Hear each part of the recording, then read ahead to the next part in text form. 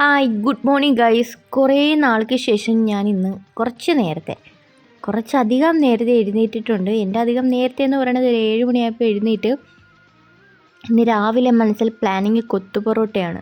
രാവിലെ തന്നെ എഴുന്നേറ്റ് വന്ന് ഫ്രഷായി നേരെ കിച്ചണിലേക്ക് പോകാനുള്ള പ്ലാനിങ്ങിലാണ്. കുഞ്ഞ് അപ്പോഴേക്കും നല്ല ഉറക്കമായിരുന്നു, അതുകൊണ്ട് ഞാൻ ലൈറ്റ് പോലും ഇടാണ്ടാണ് പോയത്. പിന്നെ നേരെ കിച്ചണിലേക്ക് വന്നു. നമുക്ക് ആൻറ്റി വന്നിട്ട് ചന്ദ്രുവിൻ്റെ ബർത്ത്ഡേക്ക് വേണ്ടിയിട്ട് പൊറോട്ട വാങ്ങിച്ച് എക്സസ് ഉണ്ടായിരുന്നു. എന്നിട്ട് ഇന്നലെ വൈകുന്നേരം വിളിച്ച് തന്നിട്ടുണ്ടായിരുന്നു. അപ്പോൾ അത് ഫ്രിഡ്ജിലേക്ക് വെച്ചിട്ടുണ്ടായിരുന്നു. അപ്പോഴേക്കും ഒരെണ്ണം കഴിച്ചു.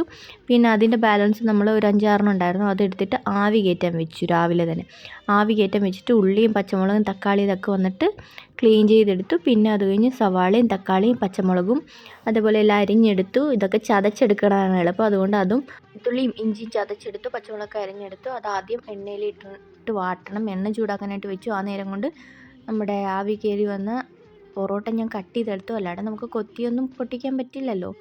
പിന്നെ ഇതൊക്കെ കൂടിയിട്ട് വാട്ടി മസാലയൊക്കെ ഇട്ട് പിന്നെ അതിലേക്ക് അതൊരു സൈഡിലേക്ക് മാറ്റി വെച്ച് ഒരു 2 മുട്ട എടുത്ത് ചിക്കി അതിൻ്റെ കൂടെ ചേർത്ത് പിന്നെ പൊറോട്ടയും ചേർത്തു.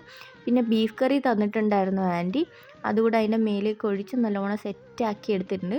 അപ്പോഴിന് രാവിലെ ഹെവി ഫുഡ് കഴിച്ചിട്ട് പോകാൻ പറ്റില്ല, അതുകൊണ്ട് അപ്പോഴിന് തന്നു വിട്ടാൽ മതി. 10-10:30 ആകുമ്പോൾ അപ്പോഴും കഴിച്ചോളാം എന്ന് പറഞ്ഞു.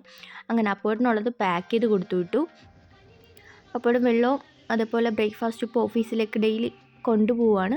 പിന്നെ കുഞ്ഞിക്ക് ദോശയും ചുട്ട് കൊടുത്തിട്ട് പിന്നെ ഞാൻ കഴിക്കാൻ വേണ്ടി മാറിയിരുന്നു. അവൾ ദോശ കഴിക്കാൻ പോയ നേരത്ത് കുറേ നാൾ കൂടിയിട്ട് ഒരു കൊത്തു പൊറോട്ട ഞാൻ ഇവിടുന്ന് അങ്ങനെ കഴിക്കാറില്ല. നാട്ടിൽ പോയിട്ട് കഴിച്ചിട്ടുണ്ട്, ഇവിടുന്ന് അങ്ങനെ കഴിക്കാറില്ല. പുറത്തുനിന്ന് നല്ല ടേസ്റ്റ് ഉണ്ടായിരുന്നു. പിന്നെ അത് കഴിഞ്ഞ് നമ്മുടെ പച്ചമുളകിന് വെള്ളം ഒഴിക്കേണ്ട ദിവസമായിരുന്നു. നമ്മൾ 2 ദിവസം കൂടിയിട്ടായിരുന്നു.